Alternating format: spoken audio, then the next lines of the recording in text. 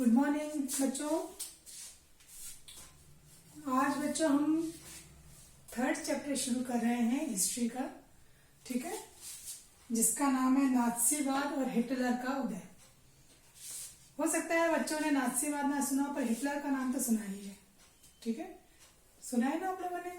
तो हम यही देखेंगे कि इस चैप्टर में नात्सियों के लिए क्या बात कही गई, हिटलर के बारे में क्या बात की गई है, ठीक है। तो शुरुआत हम करेंगे हिटलर की कैसे पराजय हुई जर्मनी का, ठीक है, और फिर उसने कैसे अपने एक प्रचार मंत्री के साथ मिलकर के एक बैरक जो होते हैं, है ना, उसमें जाकर के सामूहिक रूप से जो है आत्महत्या कर ली थी। तो ये स्थितियां क्यों बनी, या उनके जो साथी लोग थे, ठीक है, उन समय भय का जो है माहौल क्यों उत्पन्न हुआ, ऐसी क्या परिस्थितियां हुई। तो इसके लिए सबसे पहले बच्चों अपन कुछ शब्दों पर जो है गौर करते हैं। मित्र राष्ट्र, ठीक है, जिसमें ब्रिटेन, फ्रांस और बाद में इसमें सोवियत संघ और अमेरिका भी शामिल हो गया। एक ग्रुप तो हो गया ये, ठीक है।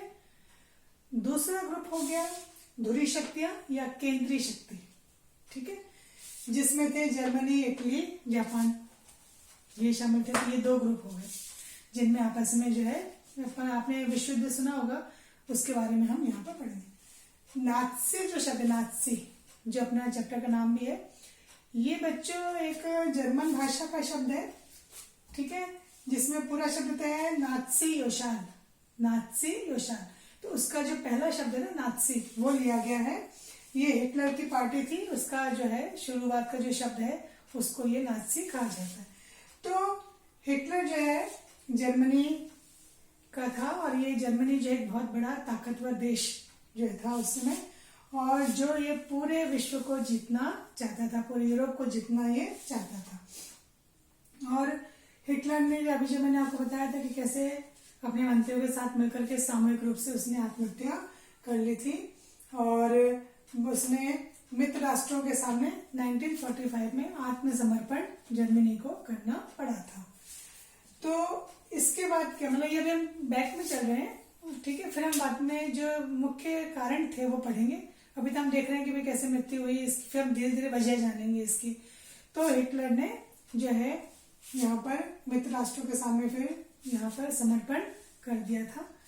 तो इसके बाद में न्यूरेमबर्ग एक जगह है, यहाँ पे एक अंतरराष्ट्रीय सैनिक अदालत की जो है बनाई गई। और सैनिक अदालत क्यों बनाई गई, किसके खिलाफ, जर्मनी के खिलाफ बनाई गई। क्यों भाई, जर्मनी के खिलाफ क्या आरोप लगाए गए, तो ये अपन पॉइंट्स देखते हैं। जर्मनी के खिलाफ जो आरोप लगे थे, एक तो शांति के विरुद्ध अपराध, एक मामला ये, मानवता के खिलाफ अपराध ये, ठीक है, युद्ध अपराधों के लिए, युद्ध में जो अपराध हुए उसके लिए, ठीक है, ये जो नात्सी युद्धबंदी हैं उनके ऊपर ये मुकदमा चलाने का जिम्मा इस अदालत को मिला। शांति के विरुद्ध जो अपराध किया था जर्मनी ने, मानवता के खिलाफ, युद्ध अपराध को, इन सबको लेते हुए जो नात्सी थे, मतलब जर्मनी के जो थे, यहाँ पे इस सेना का या इस जर्मनी के इसके ऊपर जो है मुकदमा चलाने के लिए इस अदालत की स्थापना यहाँ पर की गई, ठीक है। अब ये जो काम हुआ, तो इसका कारण ये था कि जर्मनी का इंसानियत के खिलाफ जो कार्य हुआ था उसकी निंदा हुई, पूरे विश्व में लोगों ने इसकी निंदा की, ठीक है। जर्मनी ने नरसंहार किया था, बहुत लोगों को इसमें जर्मनी ने मारा था। अब यहाँ पे इसने क्या किया, जर्मनी ने यूरोप में जो खास वर्ग के लोग थे, खास नस्ल के लोग थे, उनको इसने सामूहिक रूप से जो है मारा था। तो यहाँ पे आप एक अंदाजा लगाओ, 60 लाख तो यहूदी लोग एक नस्ली हो गई, ठीक है। कम से कम यहाँ पे जो दिया है 2 लाख के करीब जो है जिप्सी लोग एक समुदाय है उसको, और 10 लाख के करीब पोलैंड के नागरिक, इनको, इन सबको सामूहिक रूप से क्या किया, इसने यातनाएं दी। यहाँ तक कि खुद जर्मनी में जो मानसिक और शारीरिक रूप से अपंग लोग थे उनको भी इसने क्या कर दिया, जो है सजाएं दी, 70,000 के करीब ये। और जो उसके प्रतिद्वंदी थे, जो राजनीतिक विरोधी थे, उनको भी इसने जो है विरोधियों को मार दिया। अब मारा कैसे, इसके लिए इसने विशेष तौर पे, हिटलर की बात आती है, कत्ल खाने बनवाए अलग से, स्पेशल यातना शिविर जैसे कहते हैं ना, उसको चैम्बर बनवाए, वहां पे जहरीली गैस वाले एक साथ सामूहिक रूप से हजार लोगों को मार दिया गया उस चैम्बर में बंद करके, और उसमें जहरीली गैस जो है वो डाल दी जाती थी। तो ये यहाँ पर इस तरह से जो है जर्मनी ने किया था। तो इसी अपराध के कारण इनको सजा देने के लिए एक अंतर्राष्ट्रीय सैनिक अदालत बनाई गई।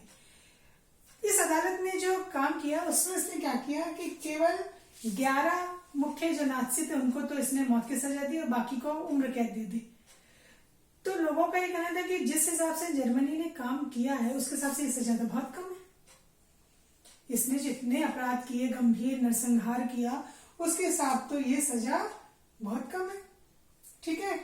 और जो मित्र राष्ट्र, अच्छा इसके पीछे कारण ये था कि मित्र राष्ट्र, अब हम आगे बढ़ते हैं, ऐसा क्यों हुआ?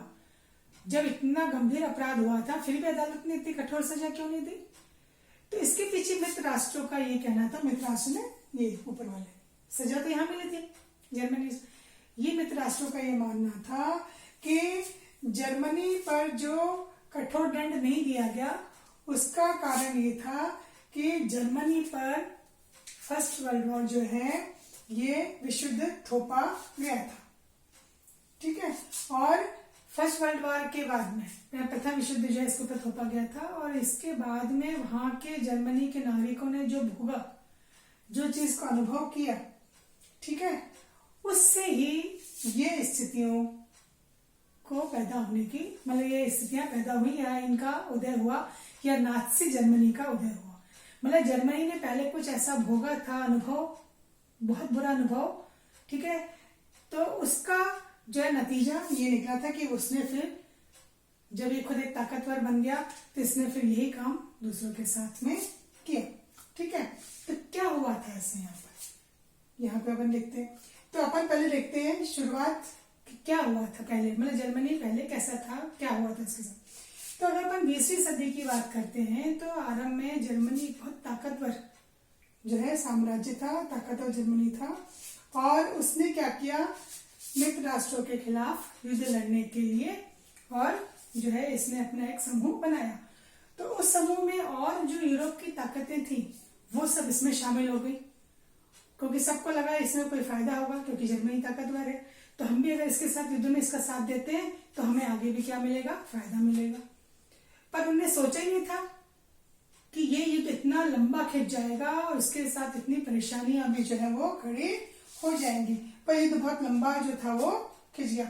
और फिर इसमें एक बात और क्या हो गई कि मित्र राष्ट्र में जो है ना, देखो अमेरिका भी शामिल हो गया। अमेरिका शामिल होने से ये शक्तियां बढ़ गई मित्र राष्ट्र की, इन शक्तियों को क्या मिल गई, और पावर यहां पर मिल गई। ठीक है। अब ऐसे में जो है यहाँ पर जो है जर्मनी की हार हो गई। तो उसके साथ फिर क्या हुआ, अब हम वो स्थिति में आ रहे हैं कि पहले जो ताकतवर था फिर इसके साथ क्या हुआ जिसका नतीजा ये निकला था। तो फर्स्ट स्टेप अपन ये मानते हैं, सेकंड ये हुआ, इसका थर्ड नतीजा ये निकला। ठीक है। तो ये अपन ने क्या देखा, भी जर्मनी की स्थिति देखी। ठीक है। फिर जब वो युद्ध के कारण जब जर्मनी को हार देखनी पड़ी तो यहाँ पर क्या किया इन लोगों ने, क्या किया, मित्र राष्ट्रों ने क्या किया, मित्र राष्ट्रों ने क्या किया, जर्मनी के ऊपर बहुत सारी कठोर शर्तें थोप दी उसके ऊपर। ठीक है।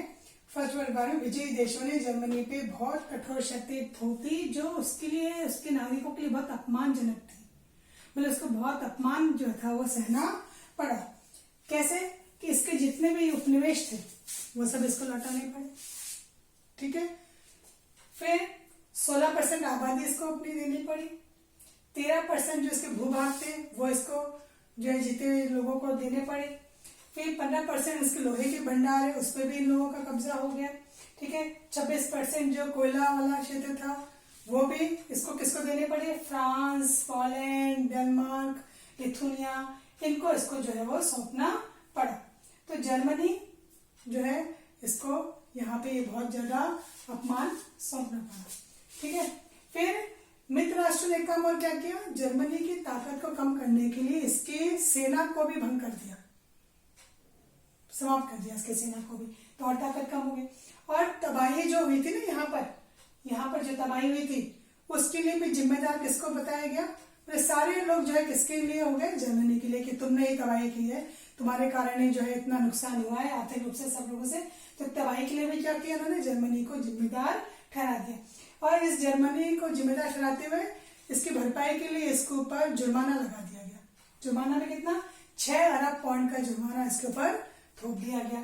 ठीक है। और इसका जो खनिज संसाधन वाला जो क्षेत्र था, हर देश में कहीं कहीं ऐसा होता है ना, अच्छे जो है उपजाऊ क्षेत्र होते हैं, तो खनिज संसाधन वाला जो क्षेत्र था राइनलैंड, इस पर भी मित्र राष्ट्रों ने क्या कर लिया? कब्जा कर लिया। तो ये अपमान जो था जर्मनी को झेलना पड़ा। तो उसके बाद जब वो ताकतवर बना, ठीक है, तो बाद में इसने ये कार्य यहाँ पर किया। तो क्या हुआ, कैसे हुआ, अभी तो हमने केवल एक बेस तैयार किया है, इसके बाद अपन प्रॉपर जो है उसको पढ़ेंगे।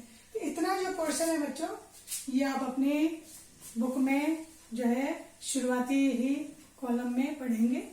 ठीक है।